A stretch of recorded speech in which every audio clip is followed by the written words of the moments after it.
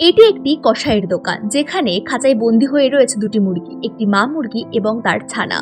কসাই ভিতরে আসতেই মা মুরগিকে বাইরে বের করে। মা মুরগি কাদো কাদো চোখে তার ছানার দিকে তাকিয়ে থাকে, যেন সে শেষবারের মতো তার ছানাকে দেখে নিচ্ছে। এরপর কসাই ছুরির আঘাতে মা মুরগিকে মেরে ফেলে। এরপর সে ছানার দিকে হাত বাড়ায়, কিন্তু ছানাটি কসাইয়ের হাতে কামড়ে দিয়ে সেখান থেকে পালিয়ে চলে যায়। এরপর ছানাটি চলে আসে একটা ননভেজ রেস্টুরেন্টে। সে সেখানে দেখে প্রত্যেকটি টেবিলে শুধু চিকেনের আইটেম রয়েছে। প্রত্যেকটা মানুষ রাক্ষসী রূপ নিয়ে সে চিকেনগুলোকে খাচ্ছে। এই সব দেখে ভয় পেয়ে সে বাইরে চলে আসে। বাইরে আসতেই সে দেখে রাস্তায় রাস্তায় মুরগিদের লাশ ঝোলানো আছে। এমন সময় একটি কুকুর তার পিছনে এসে দাঁড়ায়। কুকুরটি তাকে তাড়া করে। দৌড়াতে দৌড়াতে মুরগিটি এমন একটি জায়গায় চলে আসে যেখানে এসে দেওয়ালে তার পিঠ থেকে যায়।